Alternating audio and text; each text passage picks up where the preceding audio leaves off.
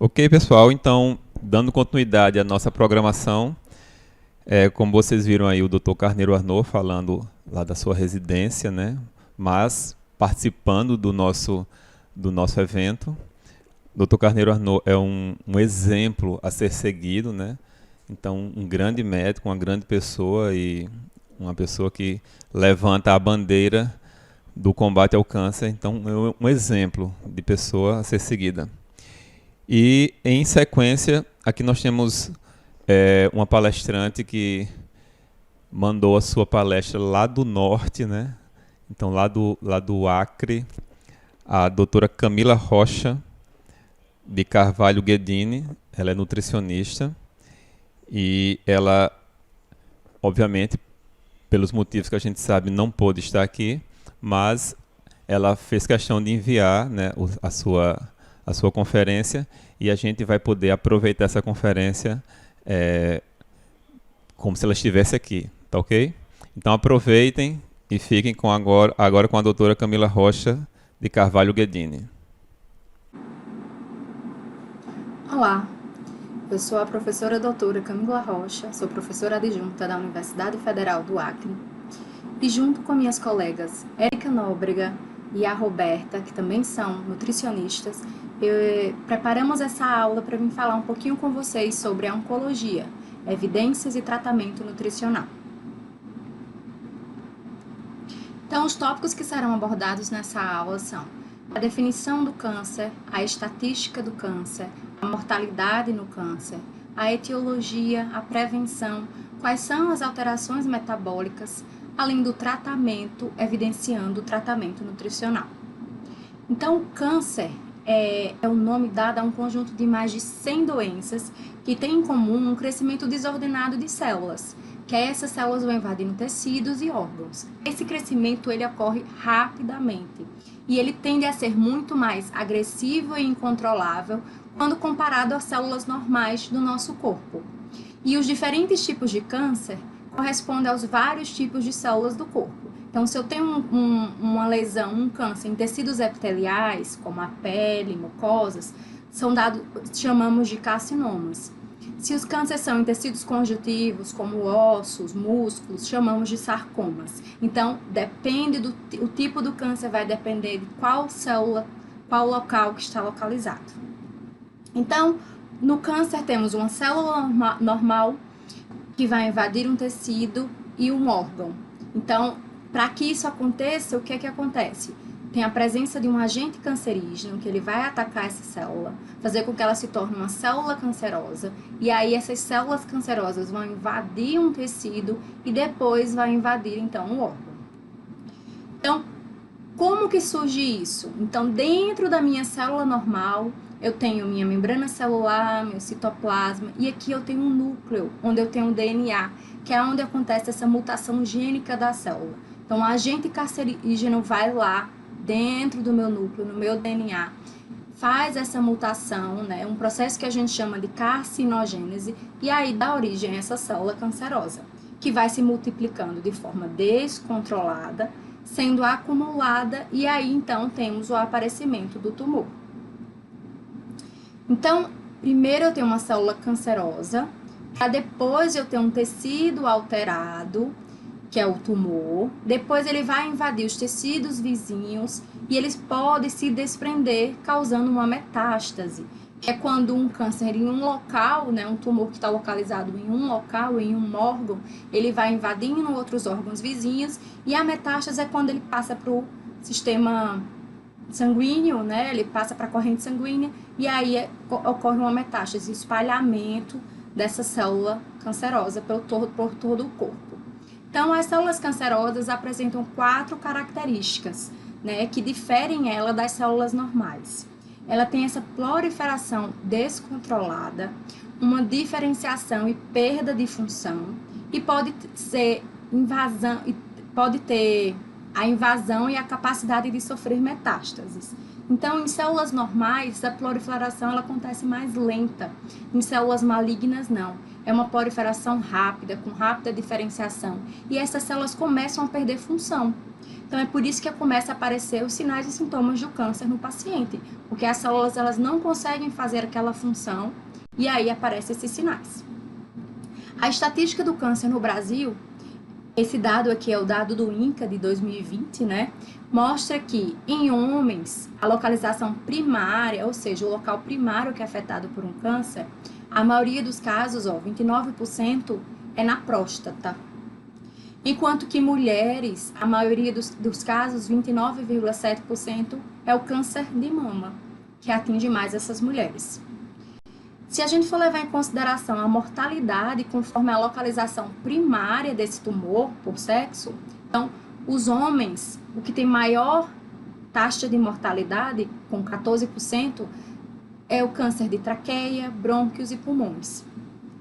Já nas mulheres, com 16%, é o câncer de mama. Então, o câncer de mama nas mulheres, além dele afetar mais as mulheres, é a que causa mais mortalidade nesse grupo. Então, no panorama geral, é que o câncer é a doença que mais mata em 10% das cidades do país, né?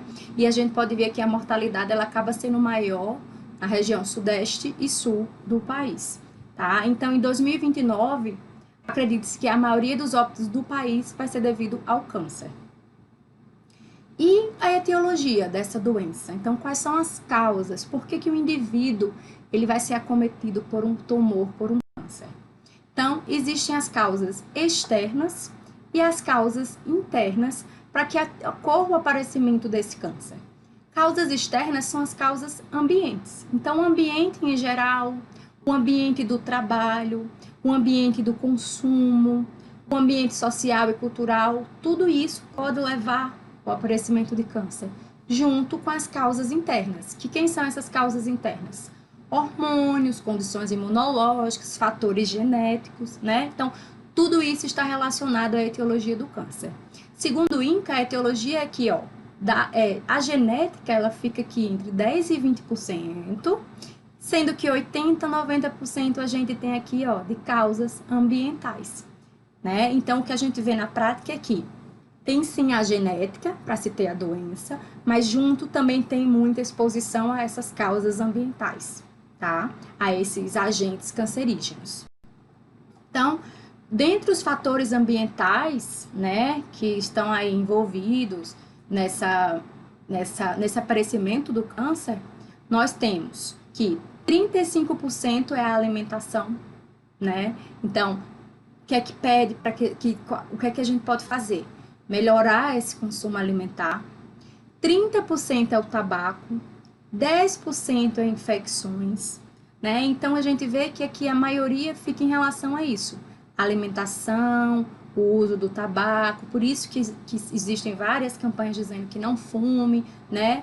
Infecções, alguns comportamentos sexuais, tá? Então, o álcool também entra aqui com 3%. Então, são esses os maiores fatores ambientais que estão relacionados com a ocorrência de câncer. Existem ainda alguns fatores genéticos que tornam determinadas pessoas mais suscetíveis à ação dos agentes cancerígenos do ambiente. Então, é por isso que, às vezes, duas pessoas diferentes, elas são expostas àqueles mesmos agentes cancerígenos, por mesmo tempo e tudo, uma pessoa ela pode ter o câncer e outra não. Por quê? Porque a genética dela, junto com essa, né, tornou ela mais suscetível ao aparecimento de câncer quando ela foi exposta a esses agentes cancerígenos. Existe também uma maior frequência do câncer em idosos, porque no idoso, né, já temos o envelhecimento das células, que tornam elas mais vulneráveis ao processo cancerígeno. Né? Então, eles já tiveram mais exposição ao longo da vida por mais tempo desses fatores de risco para se ter câncer. Então, por isso que acaba sendo um grupo que tem maior frequência mesmo de câncer. Então, e a prevenção? A gente viu que a etiologia, o que é que pode causar, e a prevenção desse câncer, né? Então, a prevenção engloba ações realizadas para reduzir o risco de ter a doença. Existe a prevenção primária, que vai impedir que o câncer se desenvolva, e existe aquela prevenção secundária, que vai detectar e tratar doenças pré-malignas, né? Então, por exemplo, uma mulher, ela tem um pólipo no intestino, por exemplo. Então, já é uma doença pré-maligna, ela vai precisar tirar esse pólipo para que isso não se torne algo maligno, tá? Então, isso já é uma prevenção secundária, porque eu já detectei alguma doença ali pré-maligna. Prevenção primária é para a população em geral, né, que eu não detectei nada, para que eu consiga impedir que o câncer se desenvolva. Então, muito se fala hoje que dieta, nutrição e prevenção contra o câncer, né? Mas temos que levar em consideração que a dieta é um dos fatores ambientais que a gente acabou de ver, né? Então, além da dieta, a gente tem estilo de vida, atividade física, a exposição a outros agentes cancerígenos, temos a genética. Então, só a dieta não é capaz de prevenir, né? Porque muita gente fala, ela teve um câncer porque se alimenta mal. Ok, isso foi um fator para que ela tenha o câncer. Mas junto disso tem a genética, tem estilo de vida, tem a prática de exercício físico. Então, tentar não focar tudo só na dieta, né? A dieta é muito importante, sim, mas a gente também tem que prestar atenção nos outros fatores que estão relacionados. Existem vários estudos mostrando que fibras melhoram, né, previnem o câncer, principalmente câncer de intestino.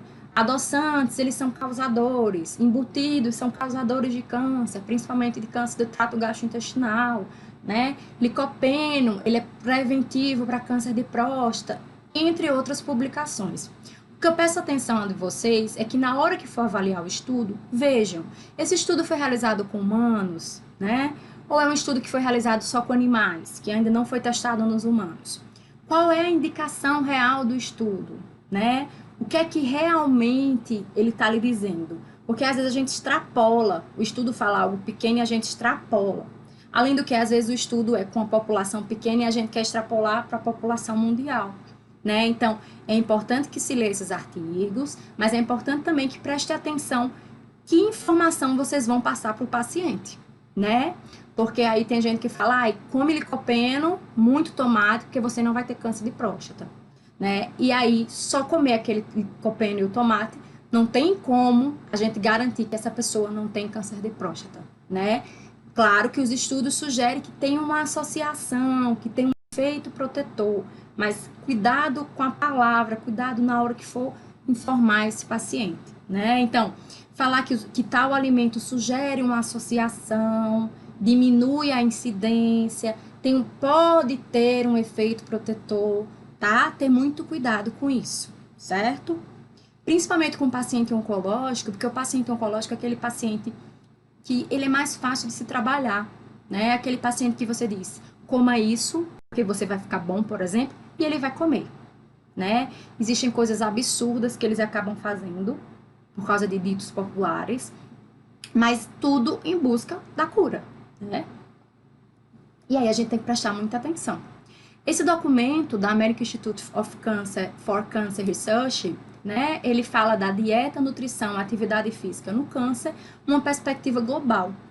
É um documento de 2018 que foca muito nessa prevenção do câncer, tá? Então ele tem um capítulo lá falando das recomendações, né, dessas prevenções. O que é que deve ser recomendado?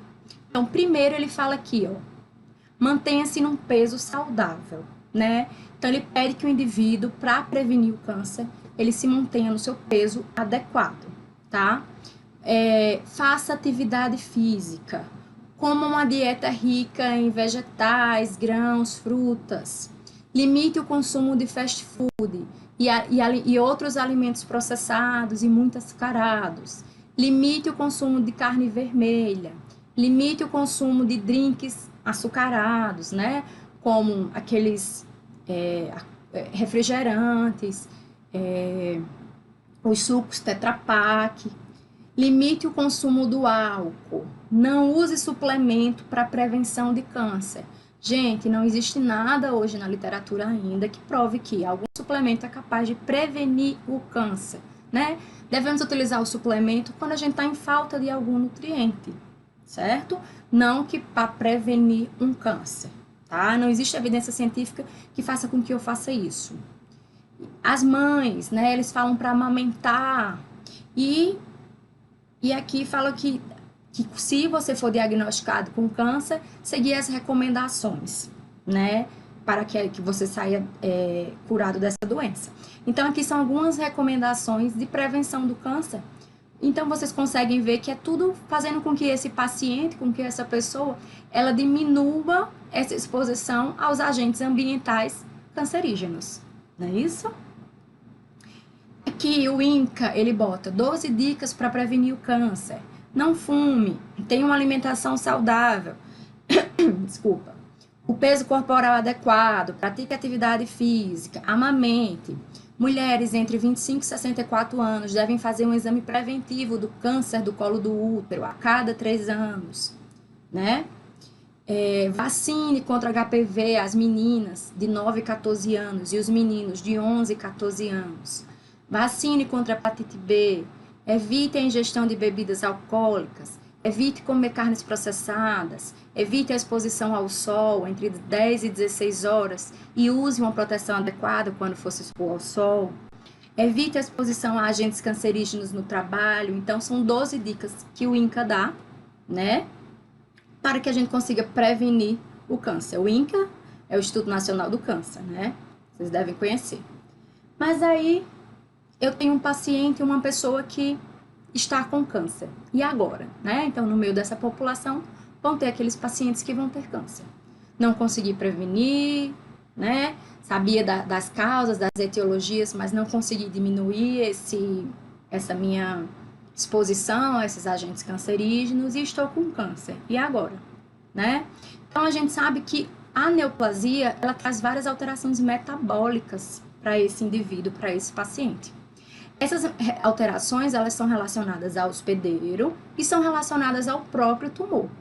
E que, claro, alterações metabólicas, alterações no metabolismo de nutrientes, de energia, vão gerar alterações nutricionais nesse paciente, né? Então, quais são as principais alterações metabólicas que a gente pode ver que são relacionadas ao hospedeiro?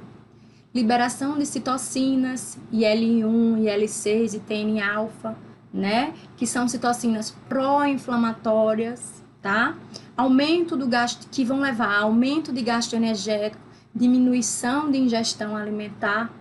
Então, isso é algo normal que acontece no câncer, justamente essas alterações, né, metabólicas na neoplasia. E se a gente for pensar, tem o Steve Jobs, né, gente, que ele teve um câncer de pâncreas, e em menos de 3 anos ele desnutriu, entrou em caquexia, mesmo tendo dinheiro, mesmo com todo o suporte nutricional, com tudo, né? O câncer, infelizmente, ganhou a batalha. Mas você vê que tem muita coisa aqui também é relacionada ao hospedeiro. Existem alterações metabólicas que são relacionadas ao tumor, como a liberação de substâncias catabólicas, como a priorização de substratos energéticos e proteicos para a proliferação celular desse tumor.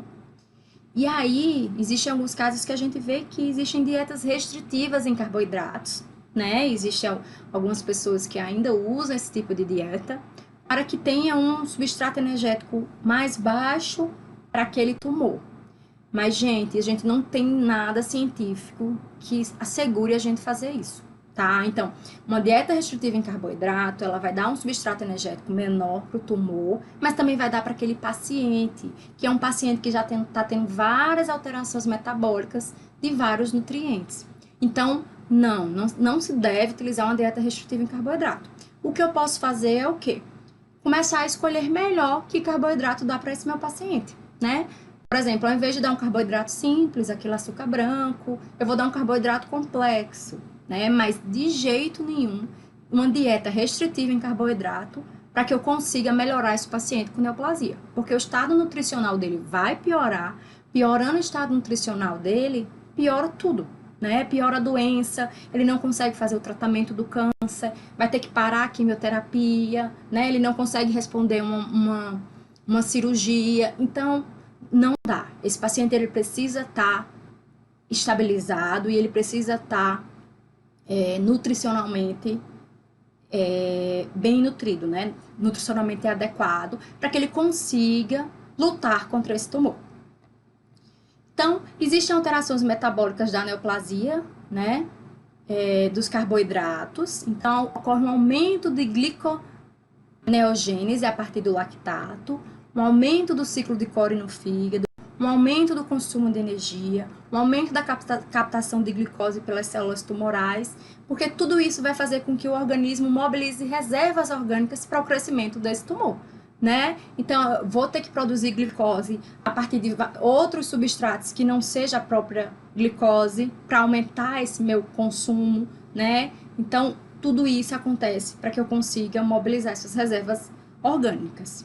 Em relação ao lipídio, aumenta a lipólise, porque aumenta o FML, que é o fator mobilizador de lipídio. Além de aumentar a quebra do lipídio, aumenta a oxidação desses ácidos graxos, para que eu tenha mais energia, formação de membranas celulares. São outras células que estão se proliferando de forma rápida, lembra? Então, eu preciso de quê? De energia, eu preciso de lipídio para formar aquelas membranas celulares. E aí, é claro, se eu aumento lipólise, eu vou diminuir lipogênese. Por isso que você vê que esse paciente, ele começa o quê? A degradar seu estado nutricional. Em relação às proteínas, gente, acontece o quê?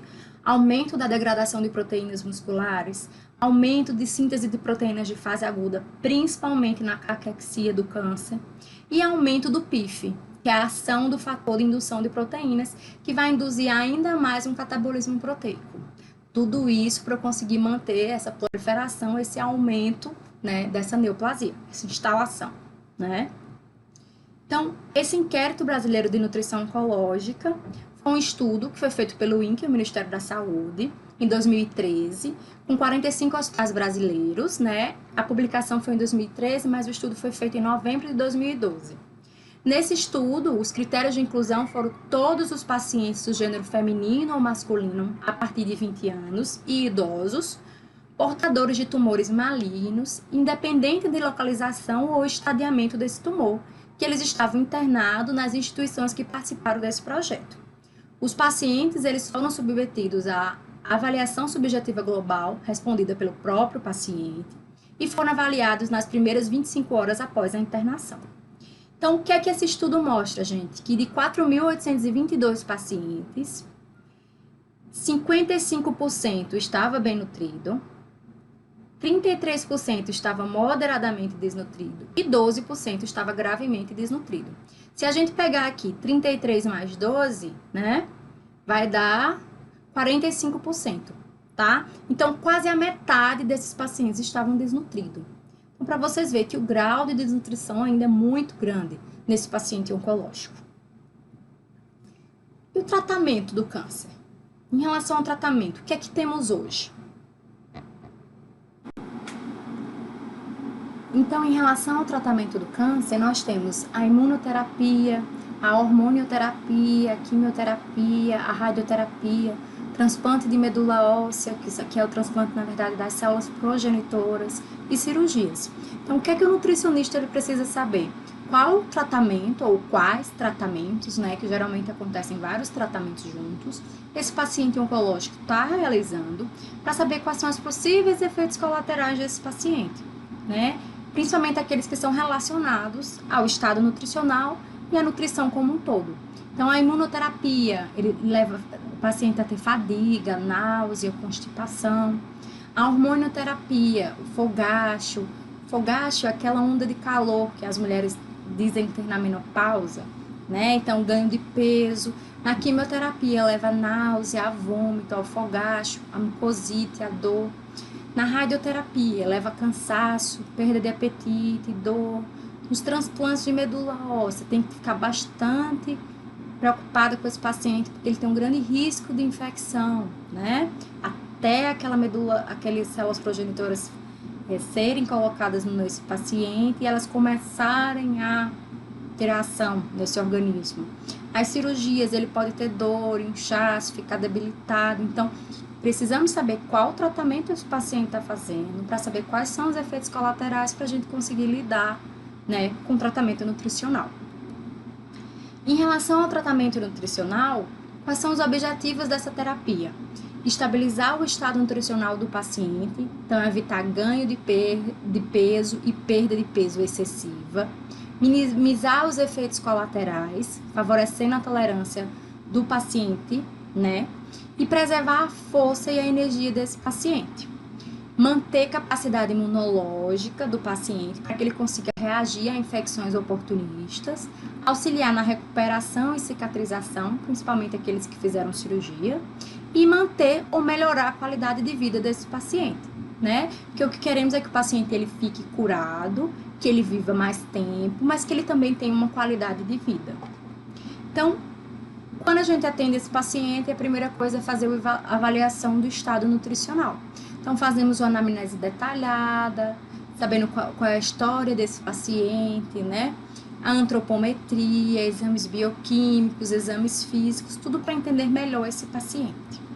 Então, o peso é muito importante para esse tipo de paciente, para o paciente oncológico.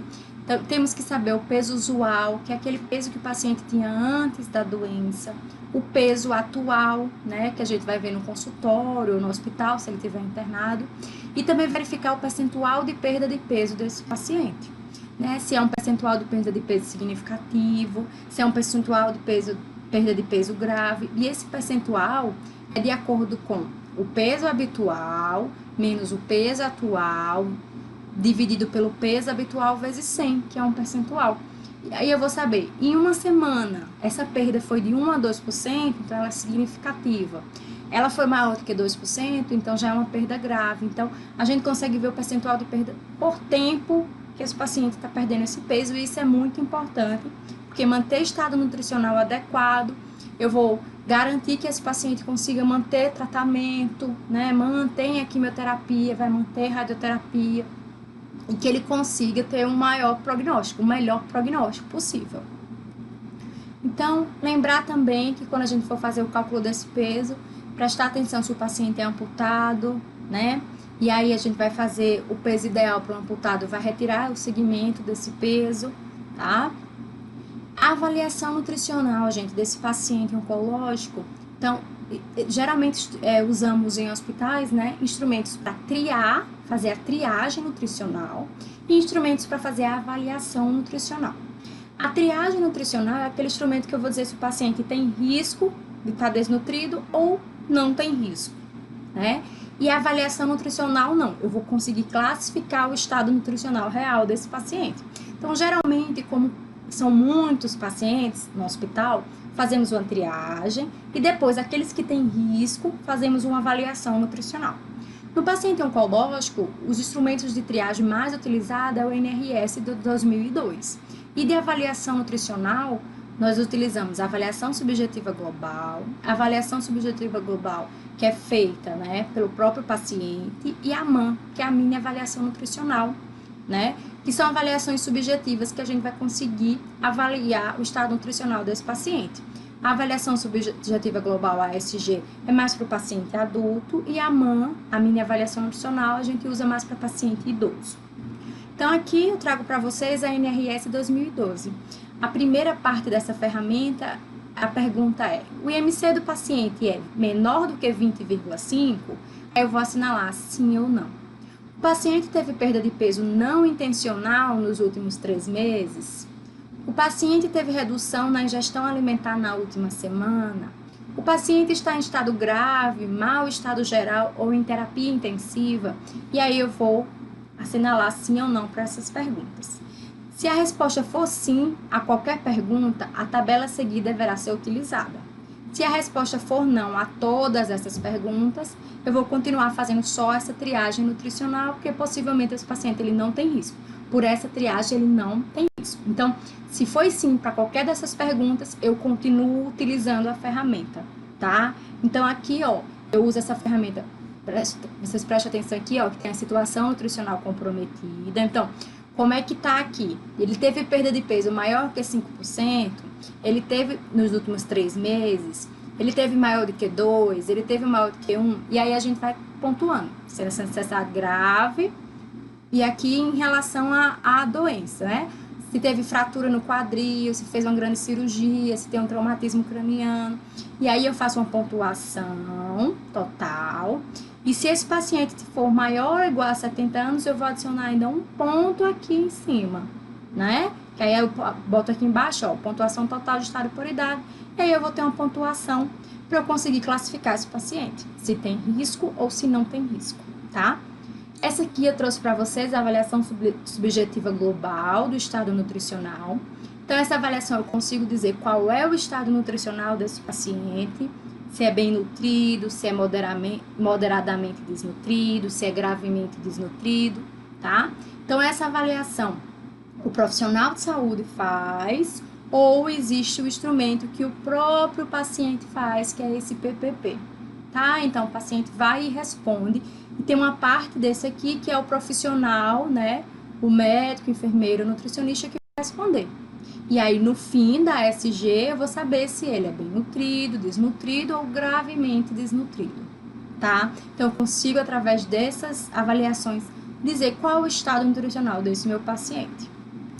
Além disso, existem os indicadores de risco nutricional, né?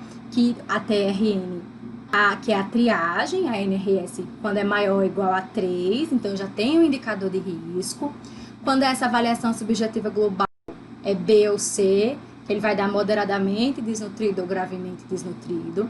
Quando a ingestão alimentar é menor do que 75% das suas necessidades, ou está reduzida nas últimas 2 semanas.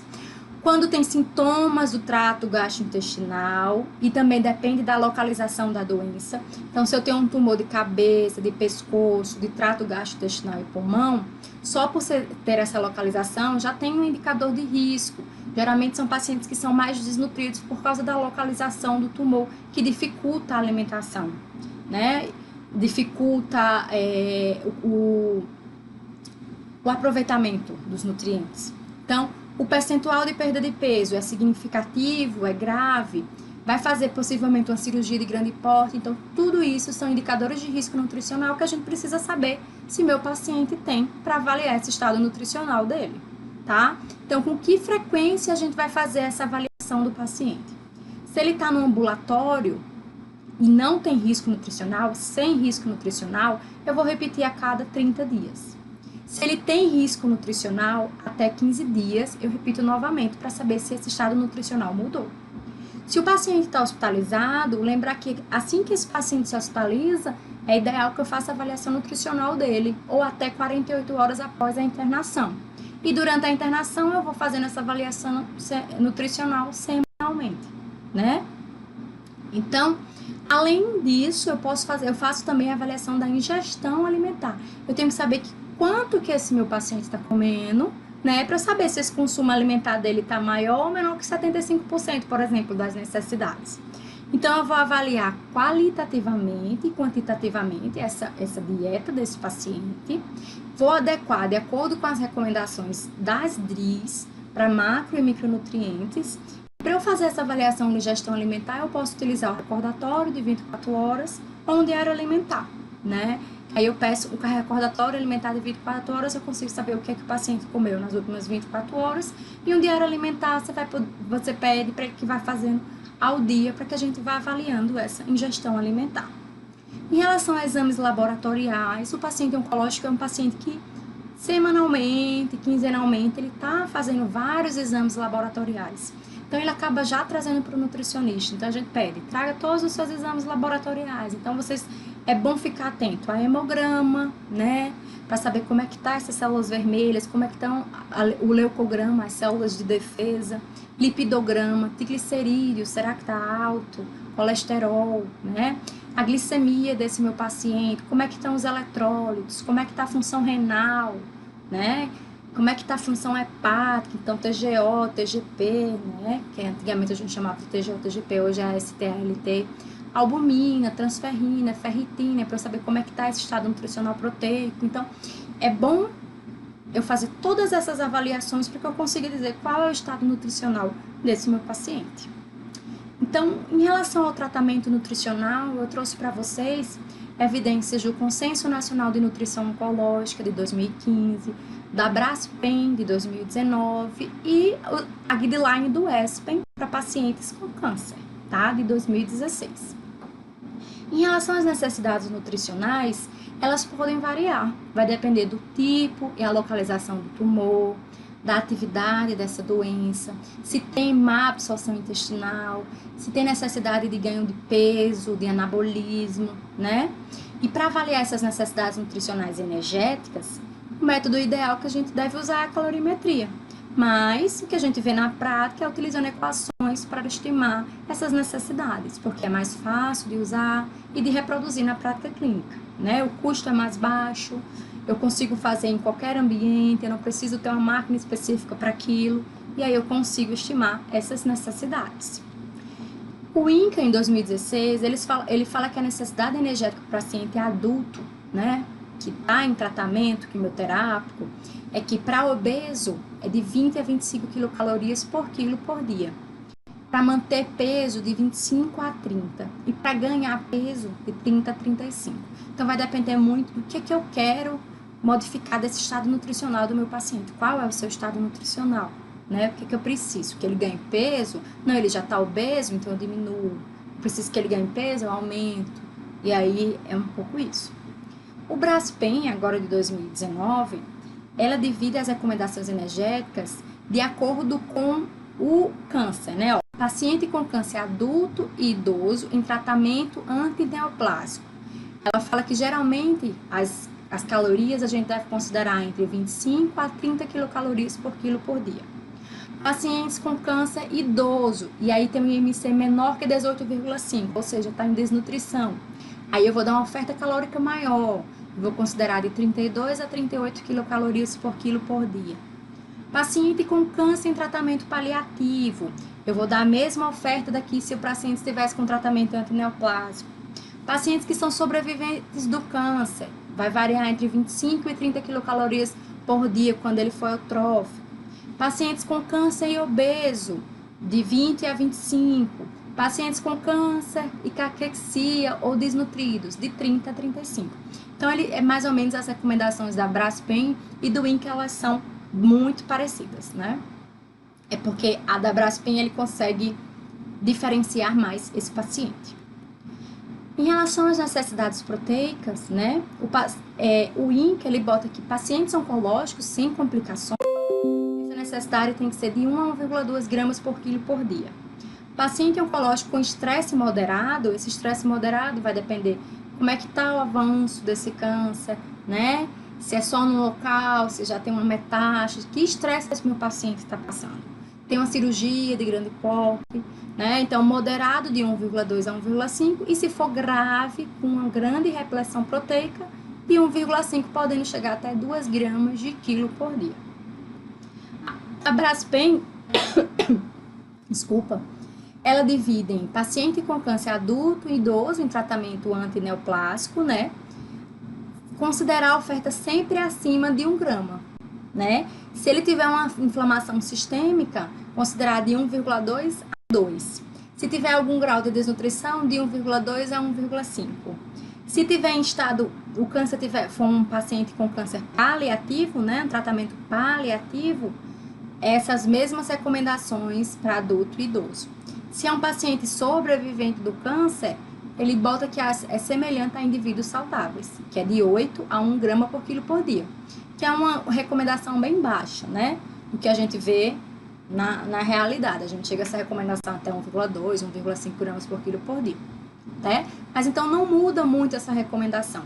Então a recomendação é de 1 até 2 gramas por quilo por dia, vai depender de quem é esse meu paciente, que tratamento ele está fazendo, qual é o seu estado nutricional. Necessidades hídricas. Então, o INCA, ele fala aqui, o paciente oncológico, ele tem que tomar de 30 ml por quilo a 35 ml ao dia, ou 1 ml por quilocalorias que ele vai ingerir ao dia, tá? Então, é uma recomendação um pouco parecida com a recomendação da população em geral, né? Em relação a oligoelementos, prestar atenção principalmente em cálcio, ferro, zinco, né? E sempre conforme RDA, tá? Vitaminas também sempre conforme as recomendações da RDA. Fibras. Fibras a gente pode deixar em relação ao paciente, a população em geral, né? 20, 25 gramas por dia, 30 gramas. Vai depender muito de qual é o hábito intestinal desse paciente. usar fibras solúveis e insolúveis, prestar atenção se é constipado, se tem diarreia, para conseguir equilibrar essas fibras, tá? E a suplementação nesse paciente, gente, é quando for necessário. Então, suplementação de vitaminas, de minerais, quando for necessário.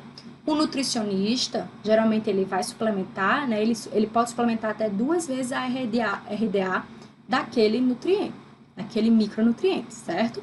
Então, mas vocês têm que prestar atenção que, geralmente, o oncologista já prescreveu essa suplementação, né? Porque eles entendem que o tratamento, por si só, já expolia muito micronutrientes e eles já conseguem fazer essa prescrição. Então, é bom a gente saber. Tá utilizando algum suplemento, vitaminas e minerais, para também a gente não suplementar em cima e aí dar demais para esse paciente, né? Então, o Consenso Nacional de Nutrição Oncológica do INCA, esse quadro, ele mostra que quando que esse paciente vai ter uma terapia nutricional? Quando que eu vou infundir uma terapia nutricional para esse paciente? Quando que ele vai precisar tomar uma suplementação? Quando ele vai precisar ir para a dieta enteral, para uma dieta parenteral, né? Então, quais os objetivos dessa terapia nutricional? Prevenir desnutrição, recuperar estado nutricional, modular a resposta orgânica ao tratamento, controlar os efeitos adversos do tratamento oncológico, melhorar a resposta imunológica, reduzir tempo de internação e melhorar a qualidade de vida desse paciente. Então, por isso que a nutrição é tão importante nesse paciente oncológico, né? Quando ele não está nutrido, ele acaba não conseguindo responder ao tratamento, tendo vários efeitos adversos, né? Passando mais tempo internado e aí tem mais risco de infecção e morte, piora da qualidade de vida. Então, tudo isso está muito ligado com o seu estado nutricional, com a sua terapia nutricional. Quais critérios devem ser utilizados para indicar a terapia? Se ele tem risco nutricional ou se ele tem alguma desnutrição. Quando é indicada a terapia nutricional? Imediatamente após ser diagnosticado o risco nutricional, né? Porém, esse paciente ele precisa estar em condições hemodinâmicas estáveis, tá? Quais os critérios que são utilizados para indicar essa via? Então, para usar uma terapia nutricional oral, é quando a ingestão oral for menor do que 70% das suas necessidades nutricionais nos últimos 3 dias. E aí eu vou lá e suplemento, né? Faço a suplementação oral, tá?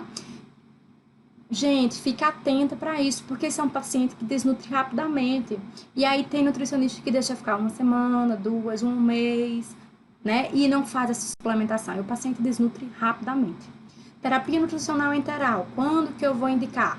Quando a alimentação por via oral está contraindicada ou quando a via oral não atingir nem menos que 60% das necessidades nos últimos 3 dias. Quando indicar a terapia nutricional parenteral? Quando há impossibilidade total ou parcial do uso do trato gastrointestinal ou para complementar a terapia nutricional enteral, se essa não está sendo capaz de suprir as necessidades do paciente dentro dos últimos 3 dias. Então, sempre 3 dias, sempre 3 dias. Mas o que a gente vê na prática é que o profissional espera 1 mês, 30 dias, 15 dias para conseguir colocar a terapia nutricional nesse paciente, indicar essa terapia nutricional. Vamos ficar atento, porque é um paciente que desnutre rápido, que aí ele pode abrir um quadro de caquexia, e aí quando ele abre um quadro de caquexia, é muito mais difícil a nutrição conseguir recuperar esse estado nutricional. Então, quando que eu vou suspender essa terapia nutricional também? Por exemplo, se o paciente está na terapia nutricional oral, ele tiver uma broncoaspiração, ele tiver uma disfagia, uma dificuldade de deglutição, tiver alguma intolerância ao suplemento, uma terapia nutricional enteral, se ele tiver uma instabilidade hemodinâmica, não coloca sonda, né? Uma diarreia grave, vômitos persistentes, sangramento. E uma terapia nutricional parenteral é quando tem também uma instabilidade, né, hemodinâmica, ou quando a via enteral está começando a suprir as necessidades de 60% a 75% desse paciente, tá? Lembrar também, gente, que nessa terapia nutricional a gente tem que programar o desmame desse paciente, né? Não é porque o paciente entrou, por exemplo, numa terapia enteral que ele vai precisar passar o resto da vida. Vai ter uns que vão precisar, vai depender, né? Outros não. vai conseguir comer via oral e eu vou conseguir fazer esse desmame da enteral. Então, prestar atenção, né, nesse também desmame da terapia nutricional. Tanto quando que eu coloco, quanto que eu tiro essa terapia nutricional, né? Então, a terapia nutricional oral, quando é que eu vou fazer um desmame? Lembrar que esse desmame é progressivo, tá? Então, quando eu tenho uma ingestão oral maior que 70% das necessidades, eu começo a desmamar esse paciente da terapia nutricional oral. Quando que eu vou desmamar da terapia nutricional enteral? Se essa ingestão oral for 30%. E quando que eu vou desmamar da terapia parenteral? Quando for possível utilizar esse meu trato gastrointestinal, né? Então, aqui eu trouxe para vocês alguns suplementos orais. O ForteCare, um suplemento especializado, né, da Danone para o paciente oncológico. Temos o Impact, que é uma dieta enteral, sistema fechado. Temos o Reabilite, Peptiflex, que é utilizado para paciente oncológico. O NutriDrink Compact Protein, que ele é compacto, ele é pequenininho, então eu consigo fazer com que esse paciente com volume menor, ele consiga ter um maior aporte de nutrientes, principalmente de proteína. Temos o Fresobin Lipid na dieta enteral e também suplementos. Então, a terapia nutricional para o paciente oncológico, ela é bem variada. Existem vários suplementos, sabores diferentes, né? A gente vê que são suplementos e dietas especializadas para esse paciente oncológico, e aí ela demanda um custo um pouco maior do que uma dieta padrão, né? Tem vários sabores, então eu consigo... o paciente não aguenta mais aquele sabor, eu consigo mudar o sabor, eu consigo mudar a marca. Então, é uma terapia que já é bem estabelecida no nosso meio. Orientações nutricionais em casos com sintomas, sinais e sintomas causados pela terapia antineoplásica. Então, eu estava discutindo com vocês que dependendo do tratamento, né, esse paciente vai ter várias alterações, né? Então, o paciente ele pode ter anorexia, que é a perda de apetite. Então, o que é que o nutricionista faz se ele prescrever um plano alimentar, tá tudo adequado, mas aquele paciente não quer comer? Então, ajudar esse paciente a comer, né?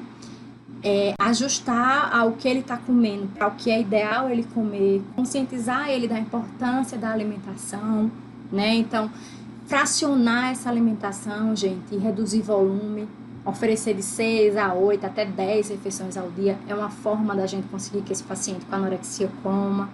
Aumentar a densidade calórica e proteica da refeição. Então, se eu vou dar um lanche, por exemplo, e o paciente não está conseguindo comer muito, ao invés de eu dar 200 ml, eu dou 100 ml, mas naquele 100 ml eu aumento a densidade calórica, proteica, né? Estimular o aumento de consumo de alimentos que ele melhor tolera. Então, fazer uma dieta bem especializada, mesmo um plano alimentar especializado, né? Escolher líquidos ricos em calorias, tá? E fazer a principal refeição em horários em que sentir mais fome, certo? Digeusia e disosmia. Então, o que é que eu posso fazer para esse meu paciente? Falar para ele que ele precisa comer, né? Aumentar fracionamento, modificar a consistência. Tem paciente que tem digeusia que às vezes só em liquidificar o alimento ele já consegue tolerar, né? Em caso de suporte nutricional insuficiente, colocar uma terapia nutricional oral hipercalórica, hiperproteica, tá? Utilizar gotas de limão, saladas, sucos de frutas, utilizar ervas aromáticas e condimentos para realçar sabor. Náuseas e vômitos, né? Um efeito colateral bem frequente, principalmente da quimioterapia, um efeito colateral inicial que a gente chama, né? Então, conscientizar o paciente dessa necessidade de comer, sempre fracionar essa refeição, né? Adequar a consistência, manter a higiene oral, que ajuda a diminuir essa náusea, evitar jejum prolongado, gente, porque paciente que tem náusea, ele quer ficar de jejum. Quanto mais ele faz jejum, mais ele tem náusea. Então, evita esse jejum prolongado. Uma forma também, a gente pede para mastigar ou chupar gelo pelo menos 40 minutos antes da refeição, né? Evitar preparação muito doce para não sentir mais náusea. Evitar beber líquidos durante a refeição, porque isso também leva a náusea. Manter a cabeceira elevada, tá? E utilizar gengibre, infusão, temperos, porque ele é antinauseante. Mucosite, úlceras orais, aquelas inflamações orais. Então, o paciente que tem uma mucosite, ele não consegue comer direito via oral. O que é que eu vou fazer? Vai depender muito do grau dessa mucosite, né? Vai ter paciente que tem um grau 1 mais leve, ele já consegue comer. Vai ter um grau 4, por exemplo, vou ter que mudar a consistência de dieta. Vai depender muito desse grau. Então, consistência de dieta, manter higiene oral, ingerir líquidos. Às vezes a gente vai ter que usar canudo, né? Evitar alimento seco, duro, porque senão vai machucar ainda mais essa mucosa. Usar alimentos à temperatura ambiente, tá? Ou frio ou gelado, alimento quente eles não conseguem, tá? Alimentos mais macios, mais pastosos, chegando até oral, dependendo do grau dessa mucosite. Se o paciente tem disfagia, tem uma dificuldade de deglutição, eu vou fazer o quê? Modificar a consistência de dieta, né? E essa modificação de consistência de dieta, precisamos da ajuda de um fonoaudiólogo para dizer qual a consistência da dieta que será utilizada, tá, gente? Então, quando muda a consistência de dieta, né? Lembra, vai ter que essa dieta tem um aporte nutricional maior, refeições mais fracionadas, né? Dá preferência a alimentos umedecidos, sempre manter a cabeceira elevada na hora de se alimentar, tá? Se um paciente tem uma saciedade precoce, e aí ele vai ter essa saciedade e não vai querer comer mais, o que é que eu vou fazer, né? Modificar a fibra, gente. Então, abranda mais essa fibra para reduzir essa saciedade, aumenta o fracionamento de dieta, dá preferência à ingestão de legumes cozidos, frutas sem casca e sem bagaço, porque o bagaço e a casca vai ter aquela fibra, vai aumentar ainda mais essa saciedade, certo? Então, priorizar sucos com suplementos, né? Tentar enriquecer ao máximo essa alimentação, tá? Para que esse paciente não tenha essa saciedade, diminua muito o consumo e aí a perda de peso é bem acentuada. Se o paciente tem diarreia, o que o nutricionista pode fazer? Aumentar o fracionamento de dieta, restrição de lactose, sacarose, glúten, vai depender do grau dessa diarreia.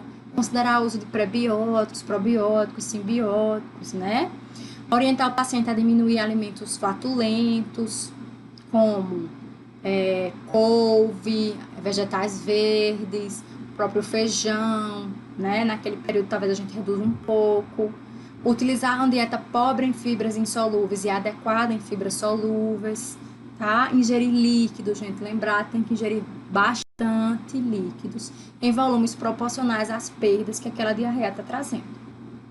A constipação intestinal, o que eu tenho que fazer?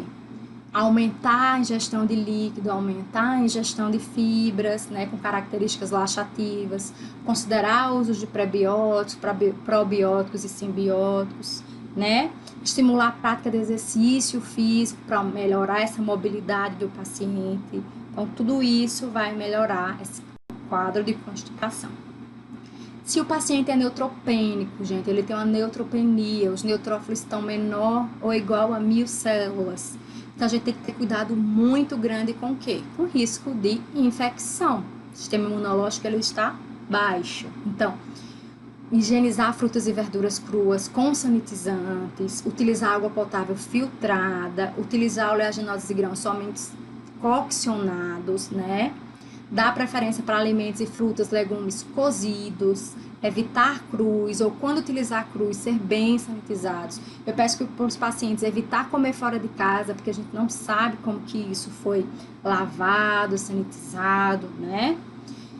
Não utilizar iogurtes e leite fermentado, porque geralmente esse paciente ele tem uma desbiose e isso pode piorar esse grau de desbiose. Utilizar carnes e ovos bem cozidos, nada de carne crua, ovo cru, né? Porque pode ter risco de infecção, tá? Então, cuidado com esse meu paciente. O aconselhamento nutricional, gente, pelo nutricionista, então é considerada a primeira linha da terapia nutricional.